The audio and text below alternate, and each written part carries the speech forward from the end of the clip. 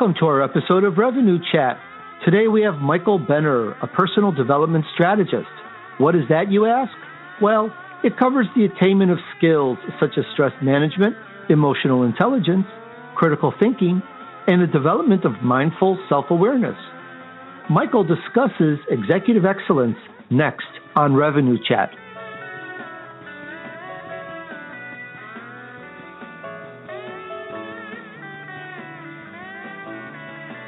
Hi, everyone. This is Tony Gierso with Revenue Chat, brought to you by Easy Sales Procedures.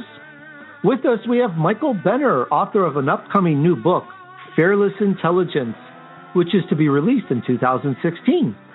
Now, Michael is the kind of person that when you say, hello, how are you? He answers with, better and better. Michael attained his big dream when he turned 30 years old as he began hosting his own talk show at KABC AM in Los Angeles with many big-name guests of his own. His new goal is to see his next book, Fearless Intelligence, on the New York Times bestseller list, and we all look forward to that. A graduate of Michigan State University with a BA degree in journalism and television and radio management, Michael has been awarded lifetime certification as an instructor of communication arts by the California Community College's Board of Governors. He currently teaches self-awareness at the Orange County Sheriff's Academy through the Rancho Santiago Community College and has also taught at Mount St. Antonio College in Walnut, California. Now, Michael has received formal accolades and awards from the United Nations Association, the California State Senate, the Los Angeles County Board of Supervisors, the American Red Cross, the Glendale Family YMCA, the Live and Learn Center, the National Leukemia Broadcast Council, and the Glendale JCs. His biography can be found in Marquis' Who's Who in the West in the 27th edition. Michael's website is michaelbenner.com. All right, get ready for Michael to give us some insight into increasing our productivity by adjusting our mindset, among other things. Hello, Michael. How are you? Hello, Tony. I'm doing great. Better and better. I love that response. Well, thank you so much for being on our show. Oh, thanks for inviting me. I've been looking forward to it very much. Well, great. So you're all about executive excellence. So let me ask you to start this off, Michael. What would you say is the weakest part of most businesses? In other words, the area that usually needs the most improvement. Yeah, without hesitation, I would say relationship management, personnel management, anything to do with people, personnel, customers, vendors, jobbers, executives, the people that work for you and the people you work for. You know, often a banker knows banking and a butcher knows how to cut meat and a baker makes great bread and cinnamon rolls, but whether they're entrepreneurs or small to medium-sized businesses or big corporations, I've found that people skills, understanding how to really empathize with people, to connect not only at the head, but to connect at the heart. That's what it takes to be a good leader and to motivate your people to do your best. I think the military, oddly, has done some really interesting research into this field. Like, what does it take to get a soldier to follow some commander that he doesn't really know very well, at least initially, into war and risk his life and do what he's told to do? Good point. How do they do that, Michael? Well, they create a quality of loyalty that few in the business world really understand how to create. We don't know how to treat people, frankly. And the reason for that, and this is important, is most of us do not understand ourselves very well. This is the field of emotional intelligence. And if you don't understand yourself, you're not going to recognize what other people are up to, what makes them tick. in order to empathize, you have to, first of all, have a sense of why you think and feel and act the way you do.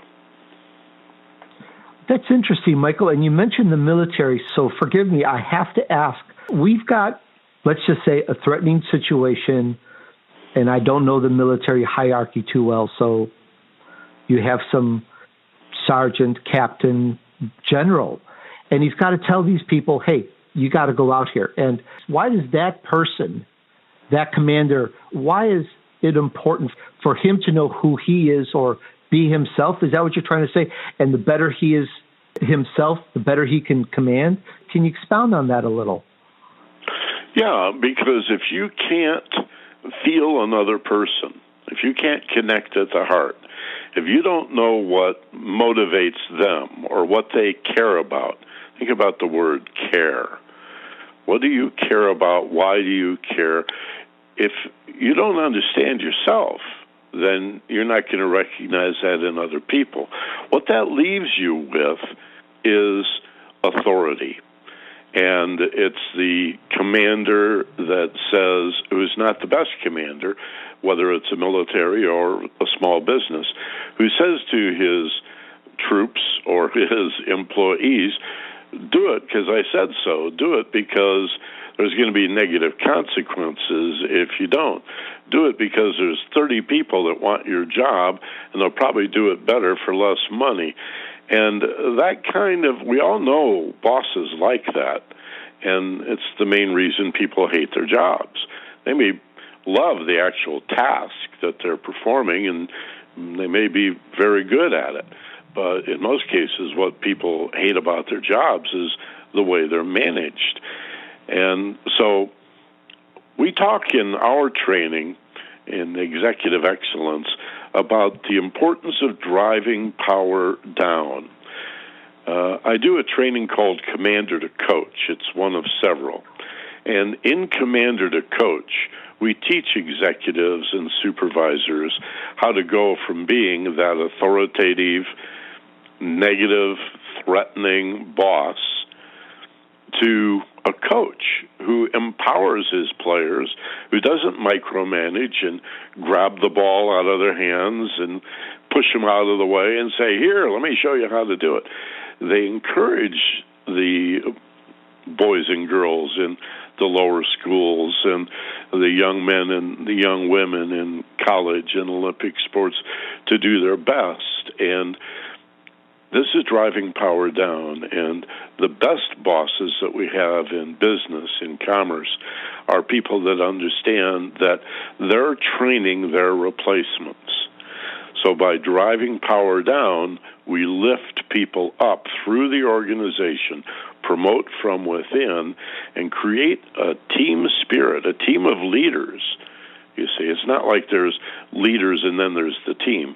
We're creating teams of leaders who work together, and there's a symbiosis where we get much more done. Personal performance goes up, productivity goes up, of course, the bottom line goes up, customer service improves, and I mean, you can't get people to leave an organization like that. And if the union boss ever shows up on the doorstep, the employees will chase him down the road. They don't want anything to do with the union if they have a boss that treats them like your coach treated you. Most managers who opt for the old school authoritative fear-based management are managing the way they were parented. And true. There's more books on business management than how to be a good parent. And true. You never want to hold on. A lot of think of the old school parenting where you're going to follow me into the business, you're going to do what I do, and you're going to be damn good at it, and it's going to be a family business. And when do your parents ever check in with you and say, well, what do you want? What would you like to be? And of course, some do. Those are the best parents. And so the best bosses in business are those women and men that say, how can I help you?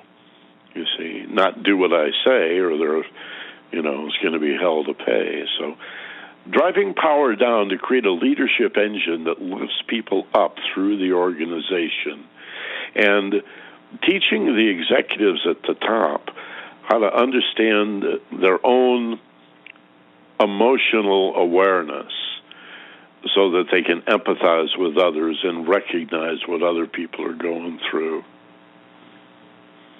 That's very interesting, Michael. And earlier on, you made me think of something, and I thought of the concept or quality, actually, of self-confidence. And I remember hearing this a long time ago, that people are attracted to those who are self-confident. And wherever I've worked, and I see this in the boss, I see that confidence, and it makes someone want to be part of it. There's some quality about it. Does your program help give the person who needs to be the leader, does it help give him that self-confidence? People are going to go, yeah, I want to join you. Definitely. It's one of the qualities of self-awareness.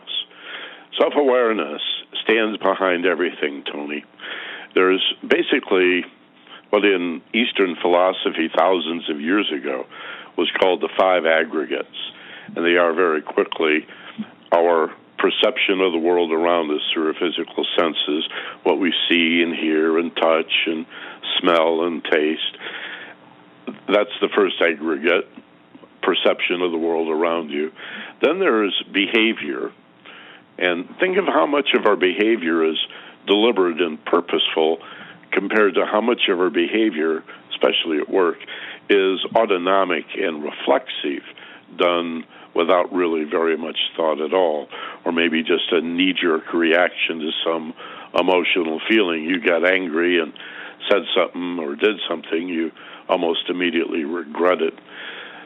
And so the third and the fourth aggregates are the emotional and mental intelligence, so perception of the world, your behavior, your thoughts and feelings. Well, the fifth and final aggregate, Tony, is awareness in all of the previous four areas. It's one thing to look at the world around you. It's another thing to be meta-aware. In other words, to be aware of how aware you are. You see? That's an interesting concept, aware of being aware. Right. Now, we all know the experience of sitting at a traffic light after it's turned green and some joker behind you has to lay on the horn before you snap to. And it wasn't me.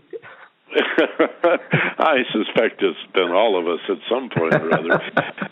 I've never done that. Haven't you really? Well, maybe you're a very aware fellow.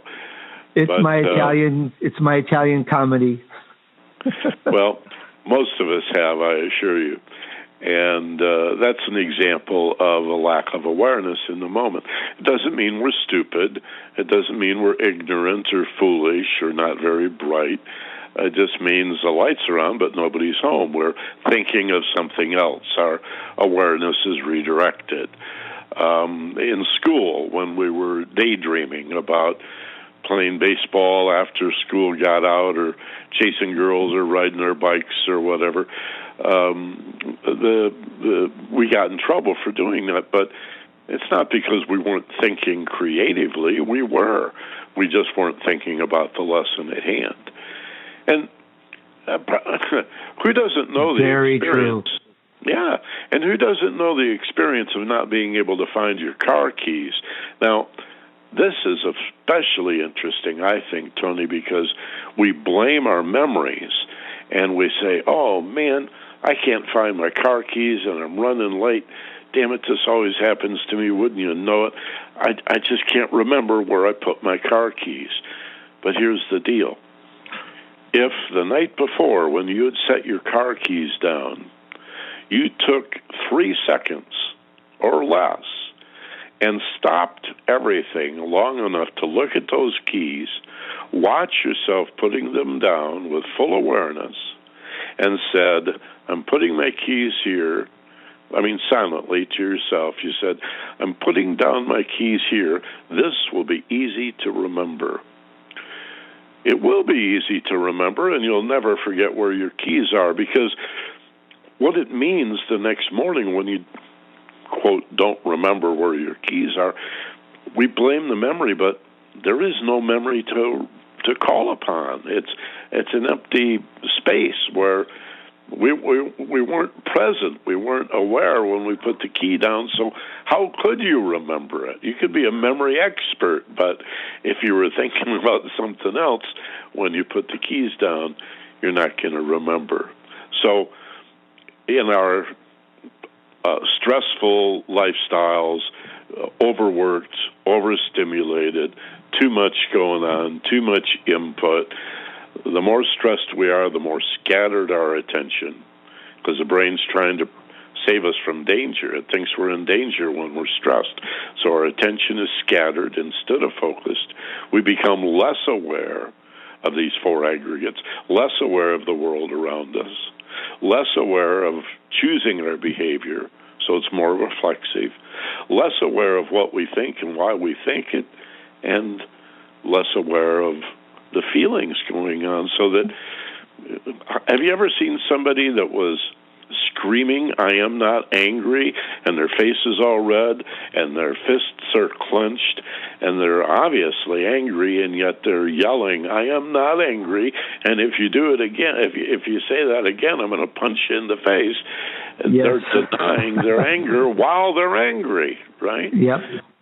Well, on the other hand, what would it be like if you were willing to develop the talent to be aware of your anger while it's still a mile away, just a little guy way out on the horizon, and you said to yourself, "Tony, we're starting to get upset in this situation. We're starting to get angry, and if we don't do something to manage this anger, it's going to get all over us, and it's going to make us say and do things that we're going to later regret. We're going to make mistakes. We're going to forget things. We're going to miss opportunities to be excellent, all because we're unaware." So the highest form of intelligence, my friend, is awareness. Above mental intelligence, above emotional intelligence, and above anything physical, awareness is the highest form of intelligence there is.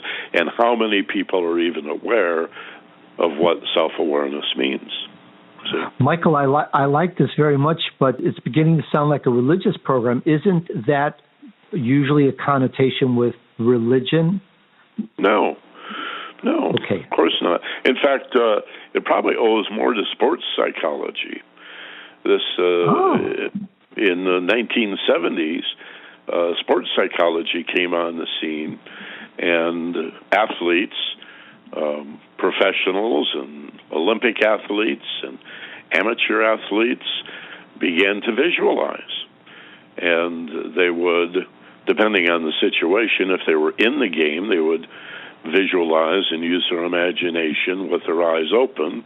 But before the game, they would close their eyes. I remember interviewing Chuck Norris in the early 1970s. How cool. I mean, we were both just kids in our 20s at the time, and he was traveling around promoting a kickboxing tournament way back then, before he was ever on TV. And I asked him about visualization and guided imagery, and I said, "Do you or other martial arts experts that you know use guided imagery and visualization?" He said, "Oh, yeah." He said, "Most of us learned it from Bruce Lee, but Arnold Palmer does it, and all kinds of other athletes learn to do this." So this is 50, 60 years old, this information, just in its application in sports. So awareness is everything, and if you find it spilling over into your sense of religion or spirituality, well, I can understand that, because there's no area of your life where awareness isn't critical to living. I mean, I'll tell you a quick little story. I was driving around the west side of L.A. with my wife one afternoon, and we decided we wanted a cup of coffee, and So I knew a coffee shop in West Hollywood and up on the Sunset Strip, and we shot up there. And she went to the counter and got coffees for each of us, and I lingered at the pastry counter and ended up yielding to the temptation to go ahead and buy something chocolatey and caloric, and rationalized it in my own head, as we do. And I had my little espresso brownie in the bag and a couple of coffees that my wife had purchased, and we jumped in the car and off we went down the Sunset Strip. Now, the Strip is a trip, right? There's people watching. Completely. Any time of the day or night. There's these giant billboards and people parading up and down the boulevard. There's new cafes to watch. And we got to the end of the Strip, and I was going to make a left on Crescent Heights and go over into the valley there. And I reached for my brownie, and it was gone. Heaven forbid. Oh, no. And we don't have a dog. I couldn't blame the dog. And I knew Doreen hadn't eaten it, because if she'd wanted one, she would have bought one while we were there. And so I shifted my attention to my mouth, and sure enough, there was a lingering flavor of chocolate on my palate, and I realized I'd eaten the whole brownie and not tasted any of it. How funny. I know, but yet I know exactly what you mean. And then, wow. And then another thought came to mind, and I said to myself in my head, oh my God, what if I wake up in my 80s in some, I don't know, sanitarium or assisted living facility, and I realize my life's almost over, and I forgot to pay attention to most of it.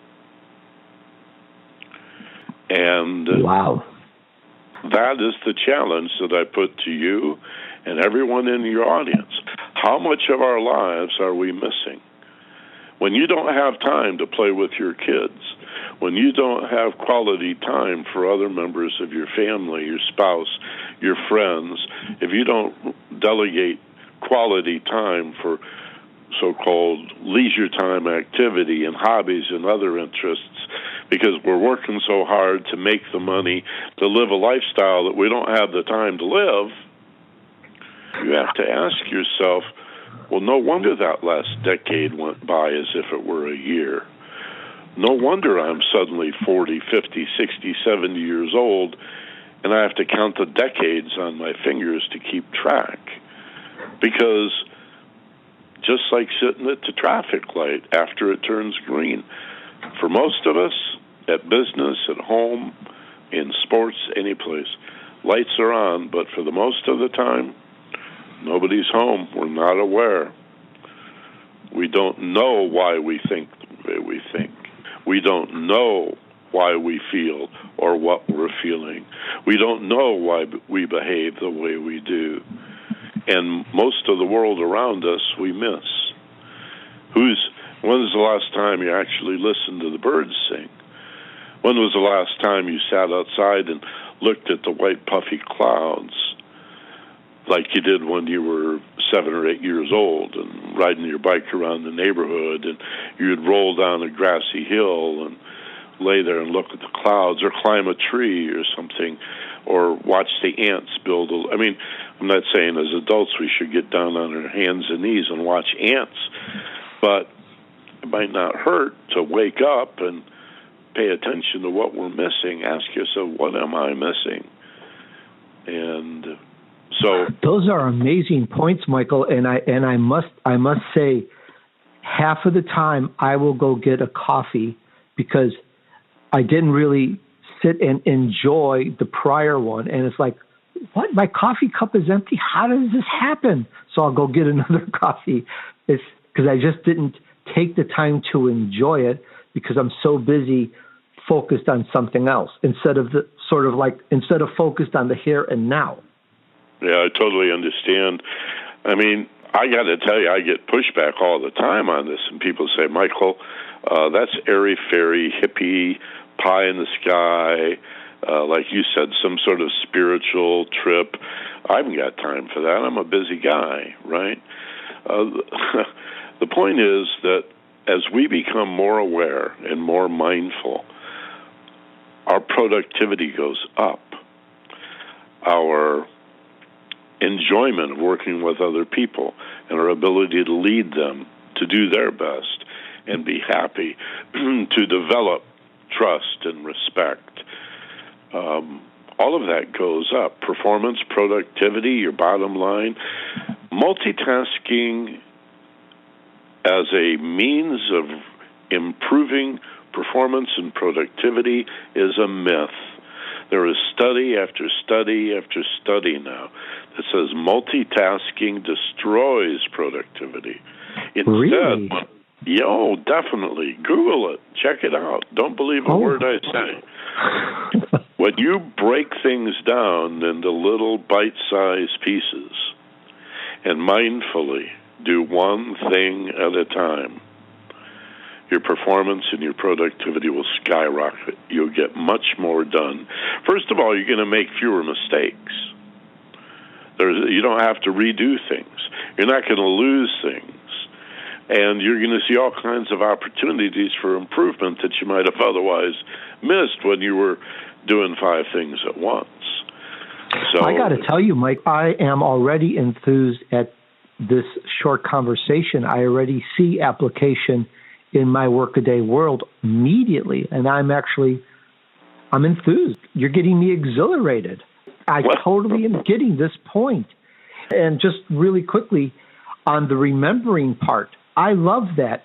If I put the keys down, or the best is I go to a mall or a new mall or a big mall, and it's a busy shopping day, and you have to park far away.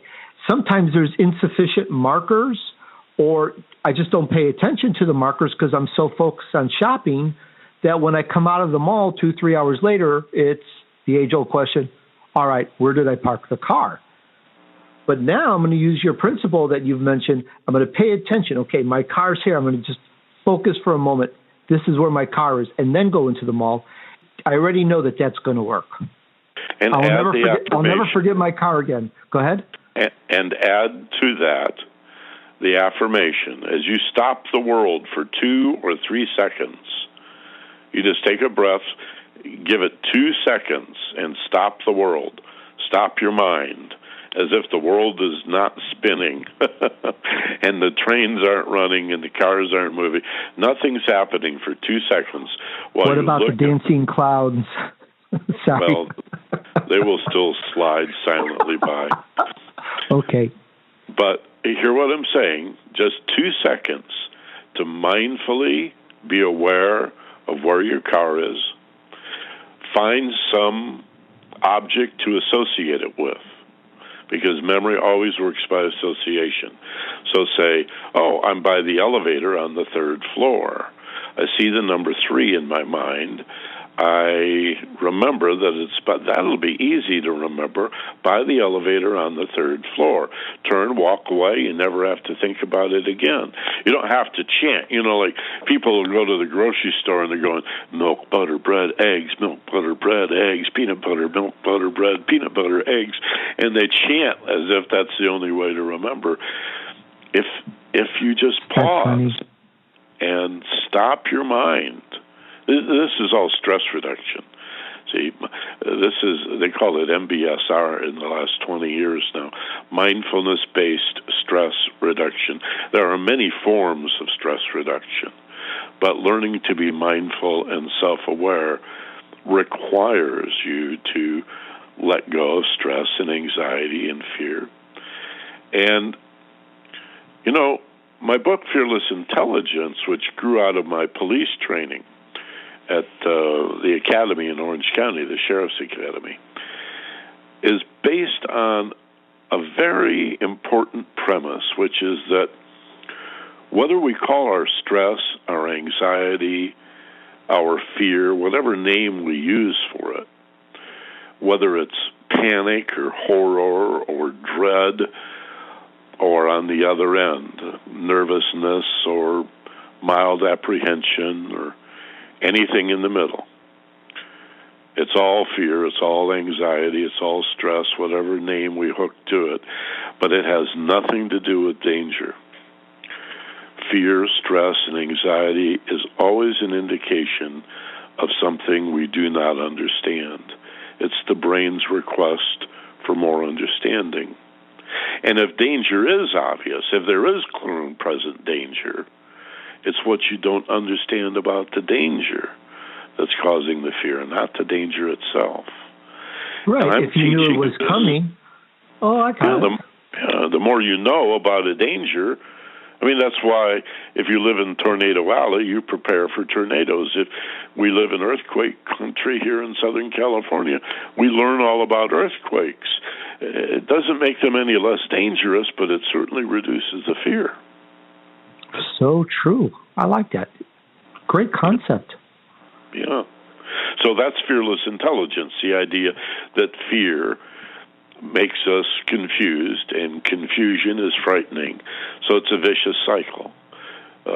We could say it, and fear is a frightening word, and ignorance is an insulting word, but if we said fear makes us ignorant, and ignorance is scary and frightening, and that makes us more ignorant and more afraid, you feel that vicious cycle. You get caught up in that. It's like a toilet bowl flush. It just takes you down the drain. So fearless intelligence is the antidote. As you manage stress and anxiety and learn to become without fear, free from fear, you become more aware and therefore more intelligence. Self-awareness, the highest form of intelligence, standing above mental, emotional, and physical. You know, that brings to mind very rapidly the only thing that I can think of that holds us and anyone back on performing any task, any project, doing anything is fear. Fear of failure, fear of being insulted, fear of it not happening, but there's always a fear behind the inability to do something. Of course. That's very interesting. Fear is paralyzing. Now, here's another interesting thing. All fear is fear of the unknown. All fear is fear of the unknown. So the antidote, as Emerson said, is knowledge and understanding.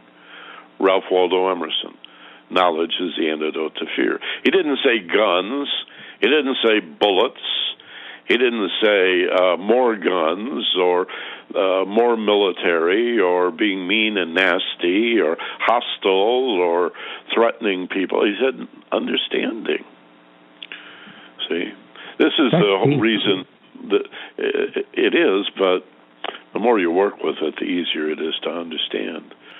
Now, here's another interesting point about fear is that if you think about the way it feels in the body, if you move your awareness right now into your body and remember a time that you were afraid or stressed or anxious or panicky or freaked out or even just nervous, job interview, a first date, your test, your bar exam, working with somebody this week who's preparing to take their bar exam, test preparation and performance anxiety and all of that.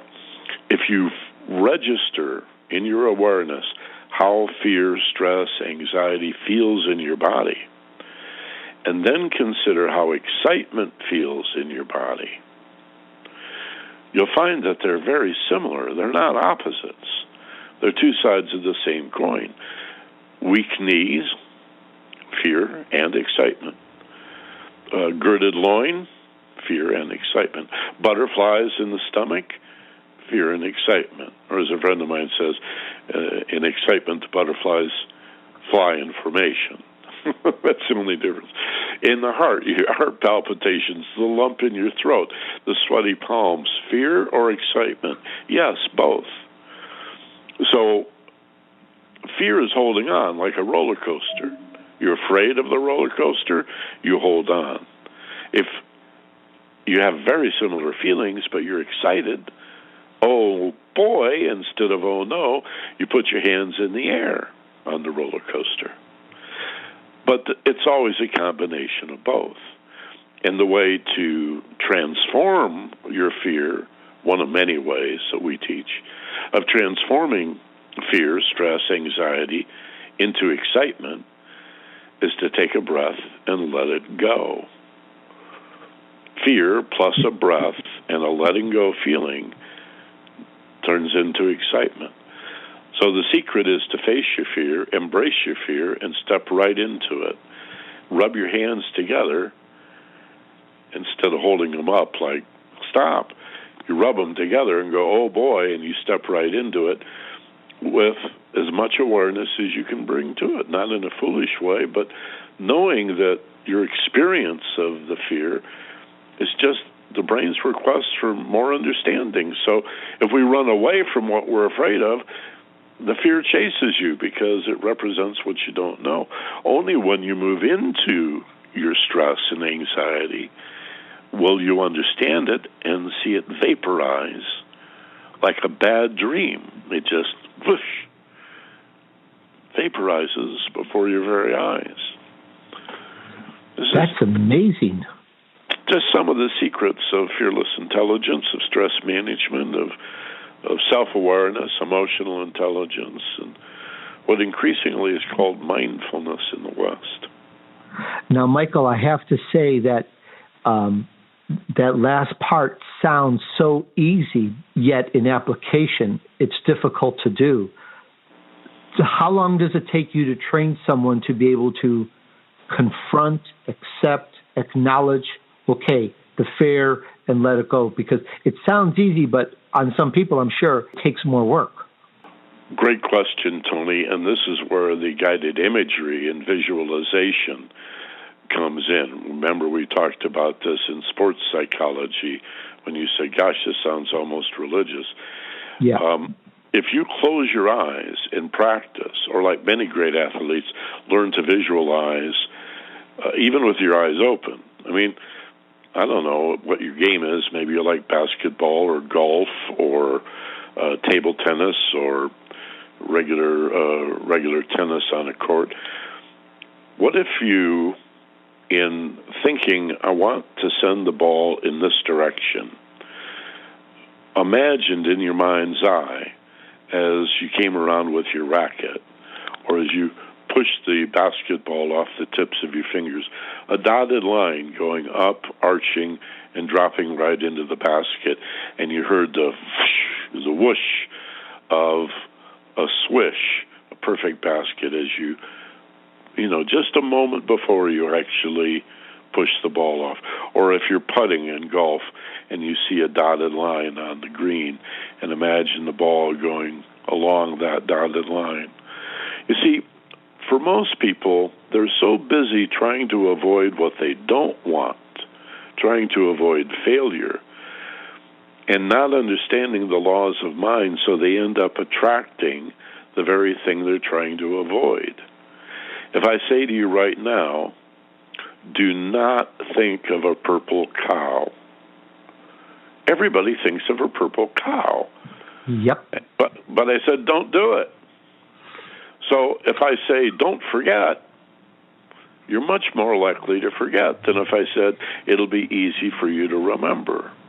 We need to be positive and affirmative. You see, that's, and I always get a kick out of negative people who sort of CYA, try to cover their failure by saying they're realists. Nobody ever, imagine archery, target shooting with a bow and arrow or a gun. Nobody ever shot a bullseye by trying to avoid missing the target. Yep. You have to put your attention on what you do want in life. And if we're busy trying to avoid what we don't want, the irony is you end up moving toward the very thing you don't want. I learned this riding motorcycles. If I came around the corner of a canyon and there's a rock in the road, if I look at the rock, I'm going to hit it. There's just no two ways around it. I can counter steer and throw my weight and turn the wheel one way and then the other, but if my eyes stay on the rock, I'm going to hit the rock. I need to look at line around the rock in order to avoid it, an imaginary dotted line. I know this is what happened to Sonny Bono. It's been quite a few years now, but I'm sure a lot of people remember Sonny Bono was skiing in Palm Springs, smacked right into a tree. So sad. And what he did was he was looking at the tree while trying to avoid hitting it, but the laws of mind, the magnetic nature of self-awareness, it is magnetic. The brain is wired to go where you look, to get what you expect, and to reap what you sow. You want some religion? There's your religion. You reap what you sow. You plant an acorn, you're going to get an oak tree. It's not going to be a maple tree. It's not going to be a birch. It's not going to be rutabaga or potatoes. You plant an acorn, you get an oak tree, right? You want corn, you got to plant corn. So if you're looking at what you don't want, you're likely to create what you don't want. And then you wonder why you're stressed out. And then people take this bizarre satisfaction in saying, oh, no, I screwed it up again. Oh, that always happens to me. Well, it always happens to you because it's what you expect. It's what you're looking at. It's what you're focused on. Whether you're afraid of it or not, if you're focused on it, it's what you're going to get. So That's right. You train yourself to focus on what you want, not on what you don't want, and you'll wind up getting it. Is that right? Now, exactly. Now, I have a technique that I include in my training called worry once, because we would be foolish to never look at the negative. So we've got to look at a couple of ways this project could go south, or a couple of things that I might have overlooked, or some contingencies that I hadn't really thought about. So let me take a minute or two to do that, or a day or two, or a brainstorming session with my team to look at all of that. But once we've fleshed that out, now we go with the positive, we stay with the positive, we expect the positive, we track the positive. Do you know 15%, Tony, only 15% of business people set goals?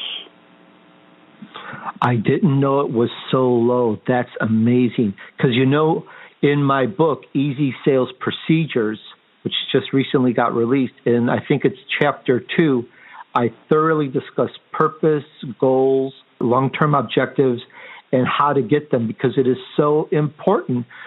Because you'll never get it if you don't plan for it. It's not just thinking quickly, oh, I want this. You got to plan. You got to have that purpose.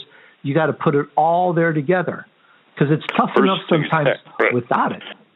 First the goal, then the plan. There's a great George Harrison song, one of the last he ever wrote, that the lyric is something like, if you don't know where you're going, any road will take you there. So true. Isn't that? See how smart that is? So we've got to set goals. Brilliant. How can you move toward what you want? And this is why people don't have what they want. They don't know what they want. They put the plan ahead of the goal. They think, well, I'll defer the goal. I'll just plan, and as I get closer, I'll set a goal. Closer to what? If you don't have a goal, you're not going anywhere. You see, you've got to have a goal or a dream to determine the direction to get off dead center. Now you begin to plan and move toward that goal, that specific, accurate, detailed goal. And as you approach it, you may want to consider modifying it. As you get closer, you may want to change it a little bit. I've decided I want the red one instead of the green one, or I want the 4-door instead of the 2-door, or whatever. Or my sales quota, I'm going to raise that sales quota and let the miracles happen, right? So this is a science. This is Napoleon Hill. This is Dale Carnegie. This is Norman Vincent Peale. This is Zig Ziglar. This is Jim Rohn. This is Tony D'Urso. This is all the success authors for 100 years have been writing this, and how anybody can be in business and not invest in themselves is a mystery. I know why they do it. They're afraid of themselves. They're afraid. Let's come full circle. People are afraid of knowing who they are. And yet, what's the oldest wisdom in the world? Know thyself. So true. Well, I hope all the audience listening now and in the future go to your site and begin learning more about this, because I'm very impressed. That site is michaelbenner.com. And while we have just a few minutes left, excuse me, I did want to ask something about your book. I believe you have an entire chapter on something that sounds the same, on knowledge and understanding, yet there's a very specific distinctions that I think some of us would really like to know about. Could you expand on that, please? Yeah. We use knowledge semantically, the term knowledge, often to imply understanding. In other words, when we mean understanding, we'll say knowledge or to know something. But in the late 1980s, in the field of information management, as personal computers were replacing mini computers and mainframes in business, and information management was becoming more of a science, everybody was learning spreadsheets and such, there came a need to organize information, data management. And out of that came something known as the DIKW hierarchy, or the DIKW pyramid. And what that stands for, from the bottom up, if you think of a pyramid, the D is for data. Data is just raw numbers, information in fields, like you fill out a form, name, age, date of birth, address, telephone number, Social Security. That's data, right? Yep. Information is the I. That's the second tier or level of the hierarchy. First, data, the raw information, and then, I need to be careful in how I use these terms. Data is just the numbers or the text from the field. Information is when we organize it in meaningful ways. So data could be words and numbers, but information is sentences and paragraphs. Okay. Knowledge is where you organize these paragraphs into chapters, so to speak, or a report where conclusions can be drawn, and we begin to, again, I want to say understand. Let's say knowledge is the beginning of understanding, but it's a perception that goes beyond simple information. So these are the first three levels of the pyramid, from the bottom up: raw data, and then organizing that data into information, and then organizing the information into knowledge. Now, most people stop there. But this hierarchy, and this can be Googled easily, it's all over the place in Google. The top tier, the capstone of the pyramid, is W, and that's wisdom or understanding.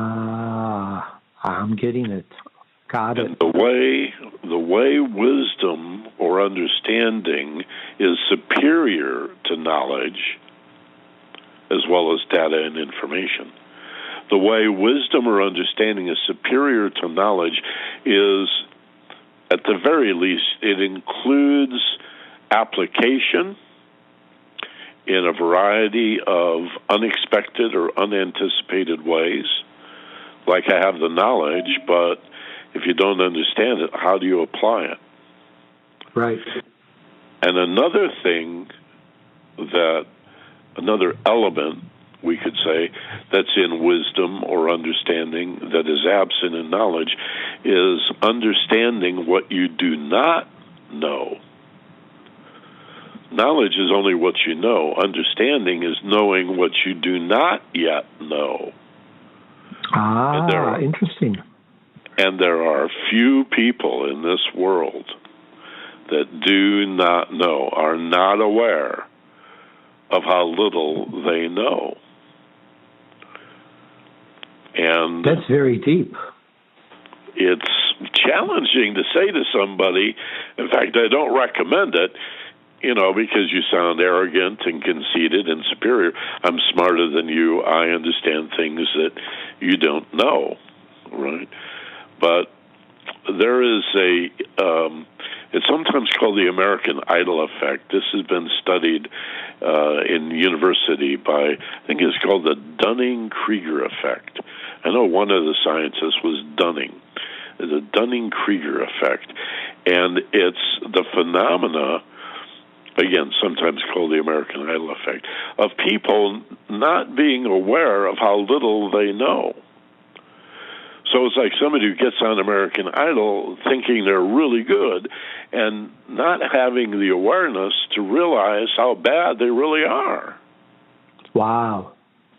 And you see this in many areas. You'll see, your crazy uncle after 5 beers on Thanksgiving start talking about politics or religion or whatever as if he knows what he's talking about. And while reasonable people can disagree, and everybody has a right to their opinion, but there is such a thing as not knowing what you don't know. And so somebody who realizes how little we know is said to be wise. This is Socrates. Socrates, in his trial for corrupting the youth of Athens, about 500 BC, was asked, "Why are you the wisest man in all of Greece?" The oracle at Apollo had pronounced that Socrates was the wisest of all men.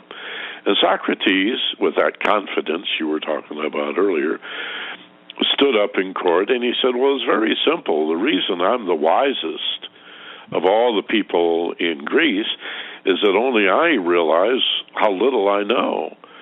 All of you are fools, for you think you know something, and you're not aware of how little you really understand.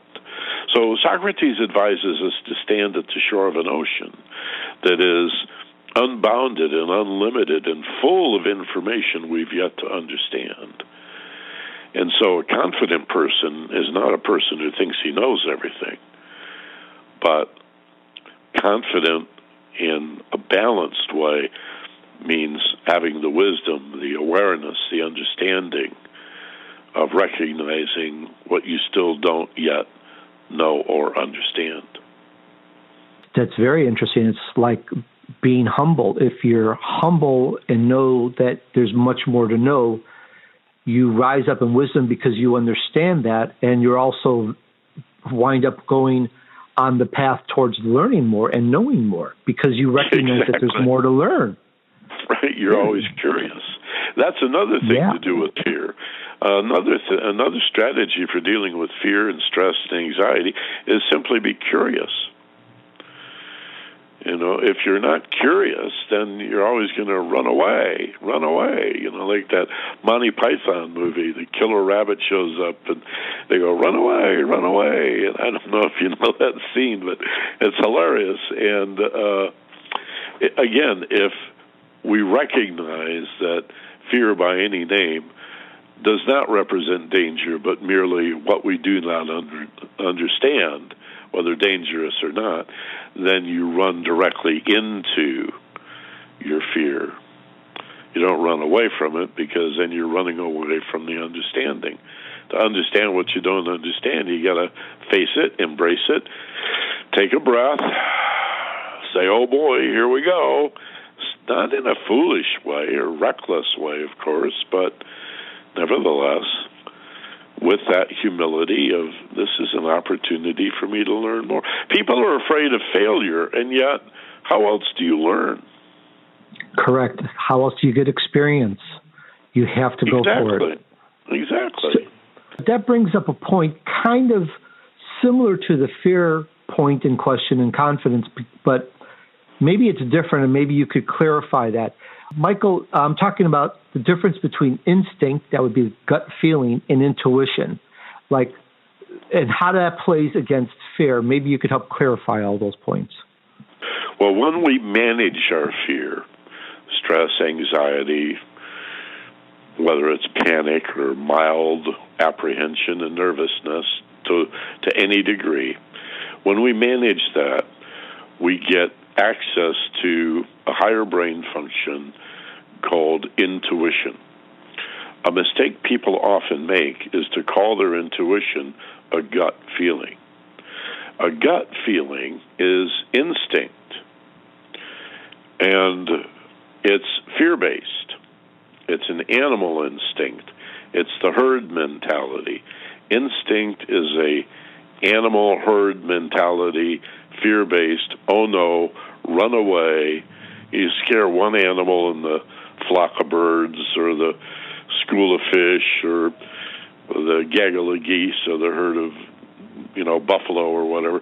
You get a couple of them scared, they start running, they all run, right? That's not intuition. That's instinct. That's down in your belly, your solar plexus. That's the gut feeling. Intuition is a higher, more refined frequency. It's in the area of the heart or just below the heart, aspiring to the heart. And it's not fear-based, it's love-based. It's, again, awareness. And it comes as light. It's enlightenment. It's the good idea. Like, imagine going into a dark room and it's sort of scary in there, and you realize, well, what are you afraid of? Well, nothing, really. I can't see into the shadows, so I'm not knowing what's in the shadows, I'm sort of scared. So you turn on the light, you can see the shadows, and now there's nothing to be afraid of. Well, intuition comes like light. It may be the dawning, a gradual dawning of a new idea. It may be the archetype of the light bulb popping on, and you may be thunderstruck and your life changed forevermore by some epiphany. But whether it's a gradual dawning or an explosive experience at the top of your head coming off, it's always an experience of being enlightened or illumined.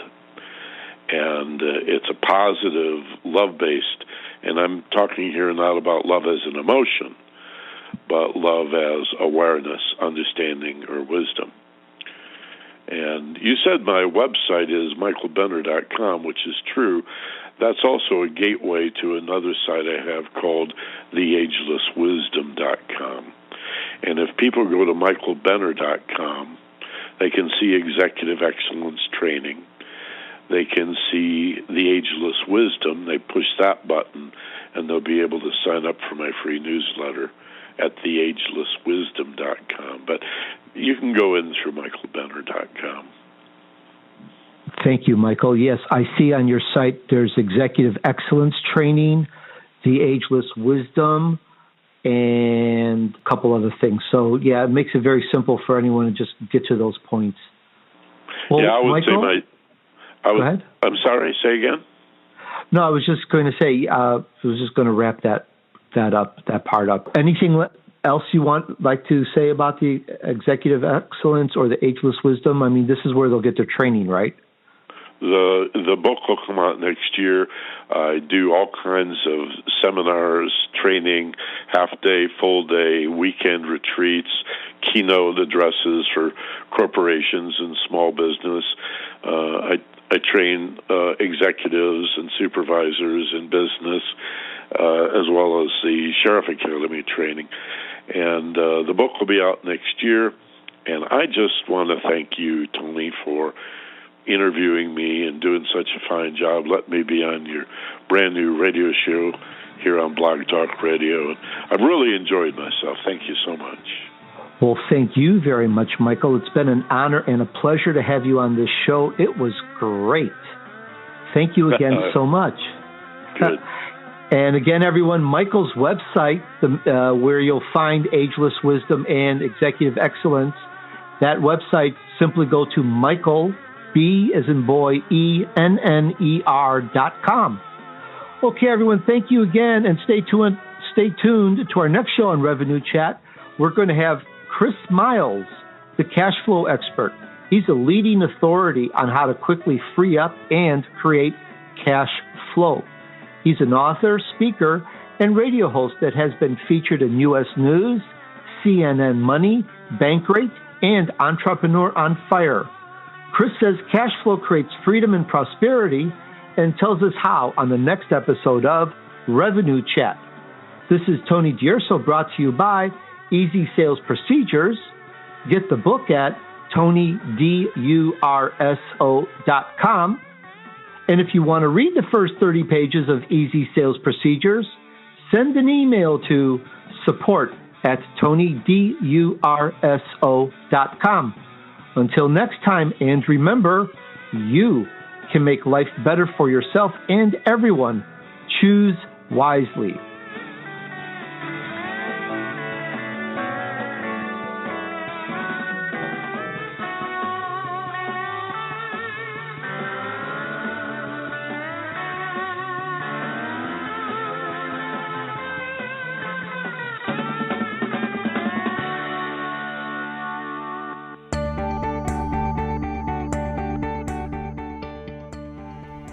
Hi, this is Tony D'Urso, author of the new book, Easy Sales Procedures.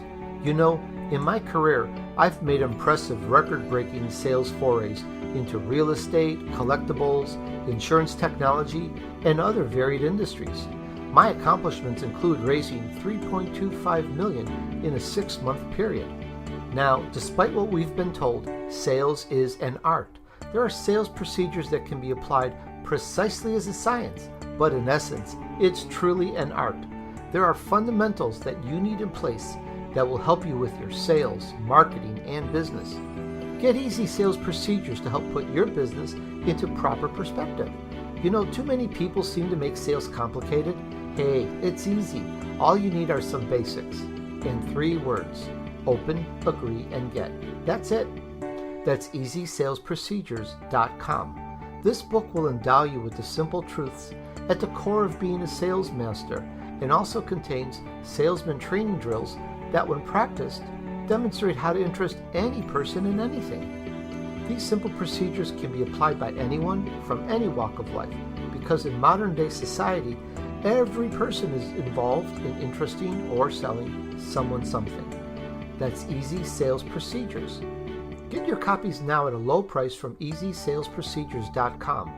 Order enough for all your employees too. Here's to volume sales success for your life and business.